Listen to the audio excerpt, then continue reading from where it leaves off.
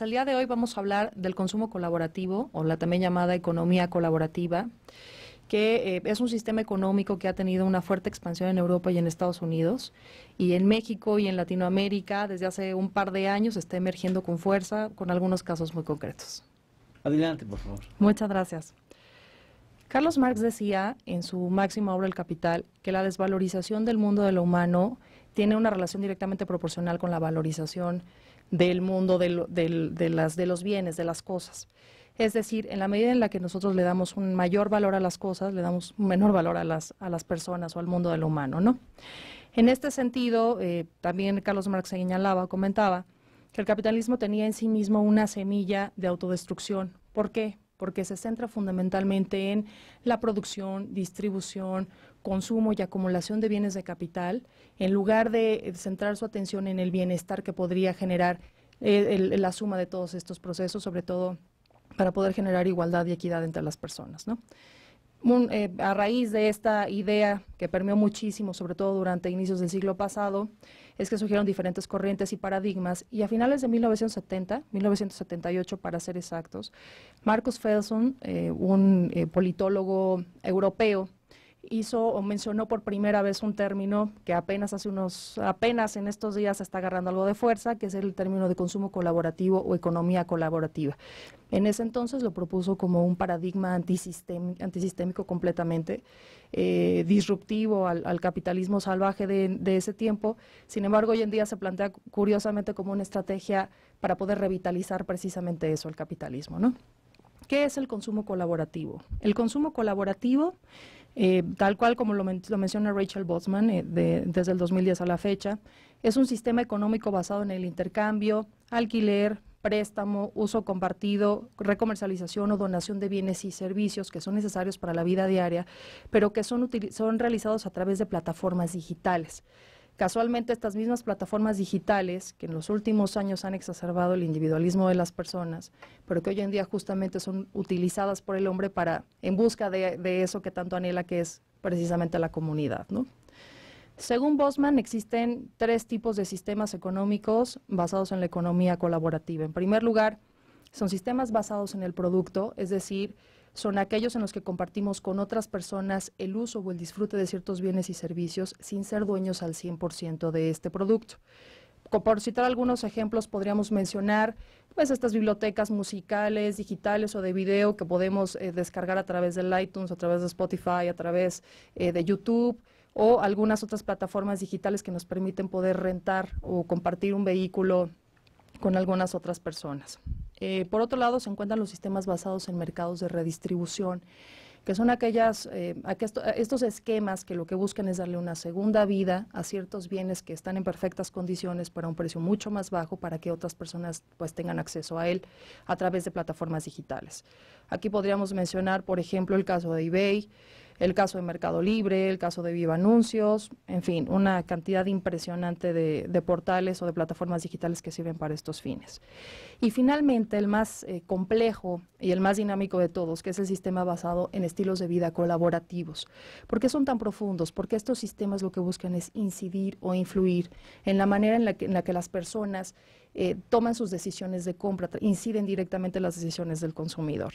Lo que buscan son formar comunidades que van más allá de un producto, que buscan más que un producto, buscan una experiencia, buscan compartir historia, buscan compartir proyectos o compartir recursos. Entre los diferentes ejemplos que podríamos mencionar de este sistema, bueno, podemos hablar del caso de Uber, que hoy en día está generando ciertas protestas en la Ciudad de México, sobre todo Zipcar, el modelo de Aventones también, que son ejemplos de estilo de vida colaborativo para la movilidad. El caso de Lending Club o Fondeadora, si habláramos de fondeo colectivo para proyectos de industrias creativas. El caso de Airbnb, Trivago o TripAdvisor, por ejemplo, que es el caso de comunidades de alojamiento internacional a bajo costo. El coworking, ¿no? Este sistema que permite compartir con otros la renta de una oficina a muy bajo costo. Los Fab Labs, que son espacios que permiten compartir herramienta y equipo de punta, tecnología de punta, sobre todo para diseñadores industriales que no podrían hacerlo de otra manera, ¿no? Hablando de números, el Tecnológico de Massachusetts, el MIT, acaba de estimar que para finales del 2015 las dimensiones de la economía colaborativa en el mundo alcanzarán algo así como 1.100 millones de dólares. Y según la revista Forbes, aquellas personas que están involucradas en una serie de empresas que justo están enfocadas en este tipo de sistemas, generan cerca de 3.500 millones de dólares al año. Lo curioso es que ganan este recurso transformando algo muy importante para nosotros, que es el sentido de la propiedad. Este sentido de la propiedad que hemos tenido todas las personas desde hace más de 500 años, que es el tiempo que lleva el capitalismo funcionando, ¿no? Este concepto de propiedad, que también por un lado ha generado, digamos, dos grandes mundos. Por un lado, el mundo de aquellas personas que tienen la posibilidad de poder comprar una serie de bienes y servicios, pero que sobre todo en los últimos 20 años estos bienes han tenido que ser sustituidos de una manera muy rápida y muy dinámica, pues por la modernidad, por los diferentes aditamentos y servicios adicionales que pueden tener, ¿no? Y por otro lado, millones de personas o grandes grupos de personas que no tienen ni la posibilidad ni el acceso para poder llegar a este tipo de productos, generando, pues, por otro lado también esta sensación de inequidad o de ineficiencia con la que funciona la economía hoy en día. Y como bien lo señala Rodolfo Carpenter, emprendedor del Internet desde hace 27 años, refiriéndose al consumo colaborativo, por lo menos quien no puede tenerse conforme a comprobar, ¿no? Esto es lo que hace justamente imparable este movimiento que se está expandiendo por todo el mundo, ¿no? Por supuesto, hoy en día, si quisiéramos reducir el consumo colaborativo, la economía colaborativa, únicamente a que el consumidor, en términos generales, se ha modificado, se ha perfeccionado, sería reducirlo, simplificarlo demasiado. No tiene que ver necesariamente con este tema de la falta de recursos o con este tema de la falta de acceso a los bienes y servicios, sino con el hecho de que hoy en día el consumidor exige que se le preste un bien o que se le preste un servicio en las mejores condiciones. Es decir, el consumidor está desarrollando cierta conciencia que lo ha vuelto mucho más racional y mucho más exigente, exigiendo no solamente precio, sino calidad. Para sus principales promotores, el consumo colaborativo es una respuesta también a la inequidad y la ineficiencia del mundo. Para ponerte algunos ejemplos, mientras cerca de 1.000 millones de personas hoy en día viven en condiciones cercanas a la hambruna o a la insuficiencia alimentaria, aproximadamente el 40% de los alimentos en el mundo se desperdician. Mientras hay en el planeta 600 millones de vehículos, que el 95% del tiempo se mantienen totalmente detenidos sin movimiento, el 92% de la población en el mundo no tiene vehículo. Este tipo de ineficiencias o de inequidades que han surgido en el mundo es lo que le da mayor fuerza a este movimiento de consumo colaborativo. En este sentido, pues evidentemente la economía colaborativa viene a llenar un espacio vacío, pues obviamente que se ha generado en un mundo imperfecto, ¿no? Este movimiento incluye todo tipo de participaciones, por ejemplo, desde comunidades que comparten comida a través de plataformas como Share Your Meal, comunidad virtual holandesa que empezó siendo un pequeño grupo que vía WhatsApp reunía a los vecinos de un mismo barrio en distintos puntos de la ciudad para compartir los alimentos y que hoy en día aglutina más de 100.000 miembros en todo el mundo, incluido México, que se convoca vía Twitter con la finalidad de hacer comunidad y reducir también el desperdicio de alimentos. O otras plataformas digitales como compartoplato.com, que lo que busca es que los vecinos de un mismo barrio intercambien una serie de alimentos o productos para poder hacer un menú variado a lo largo de una semana, ¿no? Podríamos hablar, por ejemplo, del caso de Fondo Colectivo, como Fondeadora, que hoy en día está dando financiamiento a una serie de proyectos que el sistema financiero tradicional ni siquiera voltea a ver, ¿no? Sin embargo, pues evidentemente no todo es miel sobre hojuelas hablando de economía colaborativa. Y en ese sentido, bueno, pues tenemos los claros ejemplos con Uber y con Airbnb, ¿no? El primero, pues evidentemente es un modelo de negocio que lo que busca es poder desplazar a un mayor número de personas en vehículos que se encuentran en excelentes condiciones y con costos fijos y todo a través de plataformas digitales. Y el segundo, pues es un modelo que permite hospedar a personas a lo largo y ancho del mundo a precios mucho más bajos sin la necesidad de tener que pagar los impuestos locales, costos de intermediación, etcétera, etcétera. Pero ¿cuál es la razón por la cual este tipo de empresas, particularmente Airbnb y Uber, han generado tanta molestia pues, en los más de 100 países en los cuales participan o tienen presencia estas empresas?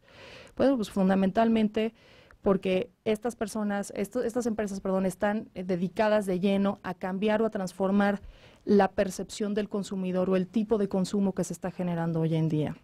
Atentan contra los intereses, contra las corporaciones, organizaciones o grupos de interés que durante años, pues evidentemente han defendido su status quo, entes para los que la misma competencia está totalmente controlada y para los que cambiar de paradigma en la prestación de algún tipo de servicio, pues no será fácil. Pero Uber no es ningún competidor pequeño. Es una empresa que, si bien ya lleva 4 años, ha tenido una presencia importante en 132 países. Tiene un valor total neto de más de 30,000 millones de dólares hoy en día, con lo cual, pues evidentemente es un competidor bastante fuerte para cualquier organización o sindicato de taxistas en el mundo, ¿no? Y Airbnb más o menos está exactamente, más o menos en las mismas estadísticas. Y imagínate, en el caso, por ejemplo, de Airbnb, para ciudades como Nueva York, como Chicago, como Roma, donde más del 30% de sus ingresos justo vienen del turismo, el que exista una modalidad o un nuevo modelo de negocio que permita que los turistas se puedan hospedar a un costo mucho más bajo y no precisamente en los hoteles, posadas y demás, pues evidentemente atenta contra los intereses de las empresas tradicionales, ¿no? ¿Qué es lo que se ha hecho hoy en día para poder contener este movimiento? O no contenerlo, sino más bien darle cierto orden. Hasta el momento solamente la Unión Europea, a inicios del año pasado, es la única que ha presentado una iniciativa para tratar de regular o de por lo menos plantear los cimientos para poder generar una regulación posterior que permita darle cierto orden al consumo colaborativo. Porque si bien, y como la misma Unión Europea lo reconoce, es un sistema o es un esquema que complementa perfectamente bien lo que hoy en día hace la economía tradicional, también es cierto que atenta contra millones de empleos, contra millones de micro, pequeñas y medianas empresas en todo el mundo. Entonces, lo que se busca simplemente es que se pueda emparejar el piso, que haya reglas serias, reglas coherentes para todos, que este tipo de sistemas o este tipo de consumo pueda seguir con las mismas reglas con las que hoy en día opera, pero evidentemente cuidando también lo que es la economía tradicional, ¿no? Pues definitivamente menudo nudo gordiano tienen hoy en día las autoridades, no solo de la Ciudad de México, sino del mundo, sobre todo para poder regular y contener adecuadamente este tipo de empresas o este tipo de instituciones. Esperemos que a lo largo y ancho de las discusiones que seguramente vendrán pasando las elecciones, se consideren todos los puntos de vista, pero sobre todo el punto de vista del consumidor, que es el más importante. Yo jamás pensé que fuera tan fuerte esta. Uber. Sí. Jamás pensé que tuviera ese nivel. Sí, presencia en más de 100 países.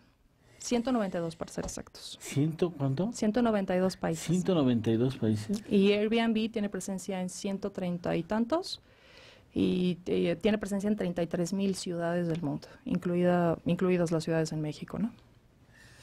Bueno, ¿dónde se pueden comunicar contigo? Me pueden encontrar en mi cuenta de Twitter, Cintia V. López 1, todo con mayúsculas, o bien en mi cuenta de correo electrónico, cintia-valeriano@hotmail.com. Muchas gracias, Cintia. Al contrario, gracias Vamos. a ti.